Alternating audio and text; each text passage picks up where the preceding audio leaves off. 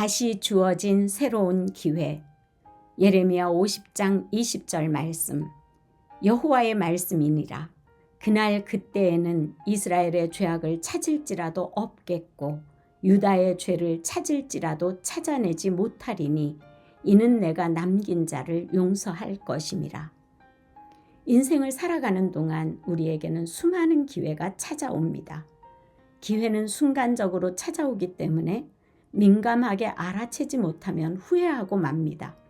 하지만 기회를 잘 포착하면 새로운 삶의 가능성을 발견하게 됩니다. 기회가 주어졌을 때 어떤 선택을 하느냐는 삶의 방향을 결정짓는 동시에 새로운 지평을 열어줍니다. 예레미야 50장에서 하나님은 아무런 조건도 없이 이스라엘 백성에게 자비와 긍휼을 베푸시고 회복을 약속하십니다.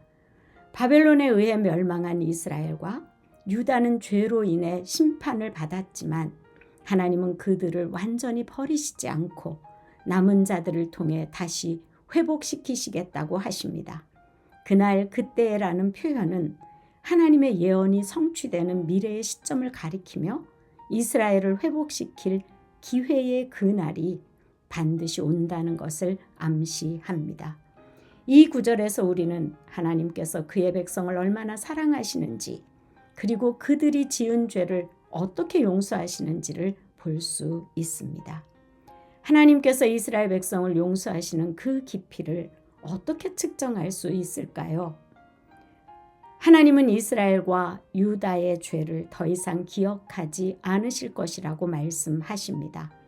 죄악을 찾을지라도 없겠고 라는 말씀에는 이스라엘과 유다 백성의 죄가 아무리 악하다 할지라도 아예 존재하지 않는 것처럼 지워버리시겠다는 하나님의 강한 의도가 숨겨져 있습니다. 이스라엘 백성은 죄인의 신분으로 바벨론으로 끌려갔습니다. 하지만 이제 유다로 돌아가는 그 길에서 하나님은 모든 죄를 용서하시고 자녀의 신분을 회복시켜 주셨습니다. 이것은 남겨진 자를 위한 하나님의 약속입니다.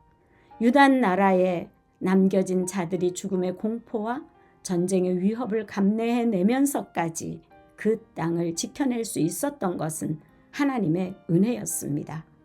그들을 용서하시는 것과 마찬가지로 바벨론으로 끌려가서 70년 포로 생활을 마치고 돌아오는 이들에게도 하나님은 똑같이 남긴 자로서 용서하실 것이라고 선포하십니다. 하나님의 매서운 징계로 너무 오랫동안 힘든 시간을 보내고 있나요? 하나님은 우리의 죄가 아무리 크더라도 진정으로 회개하고 돌아오면 과거를 묻지 않으시고 우리의 현재와 미래를 새롭게 하실 희망과 회복의 길을 준비해 두셨습니다. 우리가 하나님에게서 아무리 멀리 떨어져 있더라도 하나님은 우리를 찾으시고 다시 그분의 품에 안아주십니다.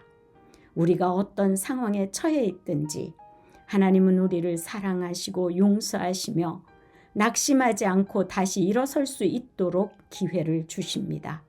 남긴 자들에게 기회를 주셨듯이 우리에게도 새로운 기회를 주실 것입니다. 오늘도 하나님께서 용서하시고 새로운 기회를 주신 그 사랑을 통해 지난 날의 아픔을 털어내고 믿음으로 새 날을 열어갑시다. 함께 기도하시겠습니다. 죄인을 품으시어 사랑과 자비와 긍휼로 용서하시고 회복시켜 주시는 하나님 아버지, 우리의 죄를 용서하시고 새로운 기회를 주시는 그 사랑 앞에 엎드려 감사의 기도를 올려드립니다. 죄로 인하여 슬픔에 잠겨있는 우리를 찾아오셔서 완전하게 소멸해 주시겠다는 말씀을 신뢰하며 하나님 품에 안기게 하소서. 회복의 그날이 반드시 올 것이라는 소망으로 마음을 열어 주님께 돌아가 하나님의 사랑과 용서를 깊이 체험하게 하소서. 예수님의 이름으로 기도합니다. 아멘. 하나님 앞에서 함께 하루를 열어가십시다. 다시 주어진 새로운 기회를 붙잡을 용기가 생겼나요?